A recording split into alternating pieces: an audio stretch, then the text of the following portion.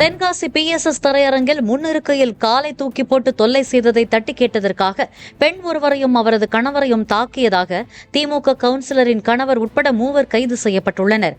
பாதிக்கப்பட்ட பெண்ணின் புகாரில் ஆயக்குடி அனந்தபுரம் பகுதி 1வது வார்டு திமுக கவுன்சிலர் இலக்கியாவின் கணவர் மாரியப்பன் உட்பட 3 கைது செய்யப்பட்டுள்ள நிலையில் மேலும் சிலரை போலீசார் தேடி வருகின்றனர்.